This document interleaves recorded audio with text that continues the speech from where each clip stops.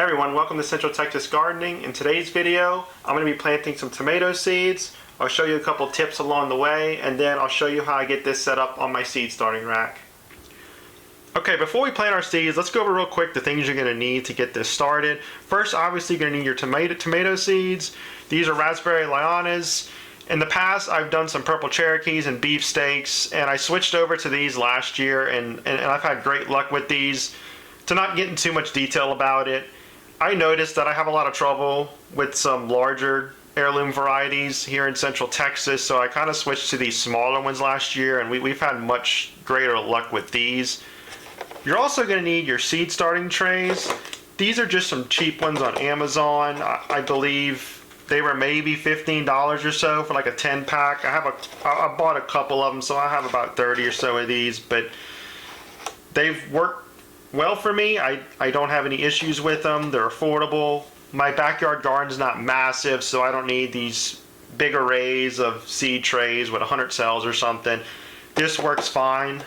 I just start 24 tomatoes, so I don't need big trays. That's why I use these.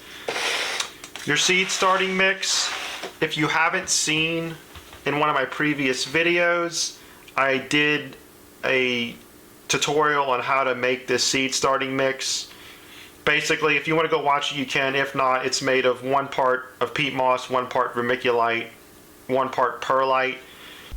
A quick tip on your seed starting mix: if you can, I would boil some water and mix that in with your seed starting mix. Basically what you're doing is you're helping sterilize the soil. It kills any fungi, eggs, or anything that's in the soil. It's just a good best practice to do if you have the time and you're able to do it. Just be extremely careful when you do pour it into the soil. Do not use your hand to mix it. Make sure you use a metal spoon or something to mix it in, because that soil will get really hot when you pour that boiling water in there. Okay, so first thing we're going to do is we're going to fill one of our seed starting trays here with some seed starting mix. Pretty straightforward process here. I don't do one individual at a time. I just spread them around here, get each cell full. Okay, I got all my cells filled up here with some seed starting mix. I do want to talk about compaction. I don't like to over compact this, but I do want every part of the cell to be full. As you can see, there's almost looks like some little air pockets in there. So I do push this down just a little bit. I'm not trying to over compact it. I just want to get all the parts of the cell full. So at this point, now I'm just going to top off the top of them. Once I compacted them, they did go down a little bit. So I'm just going to top these off here real quick.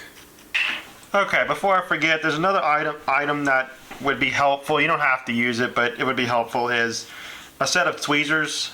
Just helps pick up the tomato seeds, because they're fairly small. It just makes it a little easier to pick them up. Okay, so now that you have your seed starting tray and you have your seed starting mix in there, we're going to go ahead and plant some tomato seeds in here. Now I do plant 2 per cell. I only need 24 tomato plants, which is why I have my 2 containers. But just to make sure I do get at least 1 in each cell, I do 2 seeds in each cell. And I'll just thin them out once they start growing. I'll usually thin out the weaker looking ones. That doesn't happen too often. Normally they come up pretty equal, but every once in a while you'll see one that just looks a little weaker, and that's the one I usually end up thinning out. So again, we're going to do 2 seeds per cell. So I take my pencil here, and I just poke a little hole in there. It doesn't need to be very deep. I do maybe, I'd say it's maybe 1/4 of an inch or so. That's all I do. You read the back of your seed packaging. That'll tell you exactly where it needs to be. But this is about a 1/8 inch to about a 1/4 inch. That's all you need to do for these. So once you get your holes in there, you're just going to get your seeds. And I'm just going to start dropping them in the holes here. I'm only going to be doing 3 cells here, just to save everyone's time. We're not going to do each one, but I just want to so y'all get the idea of how the process goes. It's fairly straightforward. Like I said, the tomato seeds are pretty small. So sometimes it can be a little difficult to pick them up, which is why I have these tweezers to help me out. Okay, I got my first row done right here. 2 seeds per cell.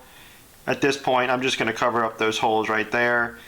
And you can use the existing that's in there, or if you want to get a little more seed starting mix you had left over, you could just put it right up there on top there. Okay, don't forget to label your seed starting trays. If you don't have any of these, you can just get some masking tape or any kind of duct tape or anything you want, and you can just tape it on the side, right on there, what it is. That works just as well, but these seed starting trays came with these, so I try to reuse these when I can. The only reason I do this is just like any other gardener. You're probably starting a bunch of stuff from seed. This is just to help keep it organized, especially if you're growing some different varieties, which I don't tend to do. I'll grow one type of variety of tomato, of broccoli, so on. So that's not the big problem with me. This is more just to keep it organized on my seed starting rack, especially before any germination happens, just so I can kind of know what's what and what's where on my seed starting rack.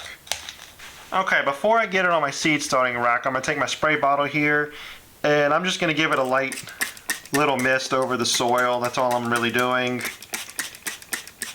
This is just to get a little more moisture and down into the seed for there. So I'm also going to be using my humidity domes here. I take my spray bottle. Again, necessary, probably not, but I just want to share with y'all how I start my tomato seeds. I just a couple little sprays right inside the domes there, just to kickstart the humidity level inside. So now that I got that, I'm just going to take my domes and put them right over the top, just like that. And let's go bring these on the heating mat on my seed tray. Okay, here we are on my seed starting rack. As you can see, the grow lights are on. They're only on just for this purpose of the video. I normally wouldn't have these on until the seeds germinate. So this is my heating mat down here.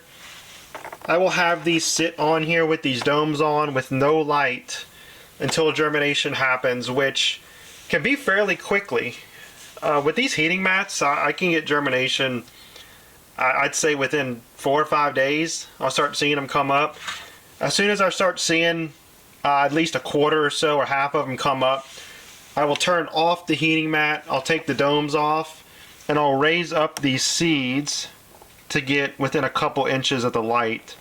So basically that's it. Leave it on your heating mat, don't touch it, seeds germinate, remove the heating mat, open up the domes, lower your lights, or raise up your seed trays, get it within a couple inches of there, and then you're ready to go on to the next step of getting your first true leaves and transplanting into a bigger pot. Thank you all for watching this video. Hopefully it encourages everyone to start their tomatoes from seeds, and for ones that have done it, maybe this gives you a few more tips to help how you do it. I'm always open to receiving suggestions as well, so if you have any tips for me, please leave them down below. If you have any questions or comments, leave those down below as well. Don't forget to subscribe to my channel, and I will see y'all in the next video. Thank you.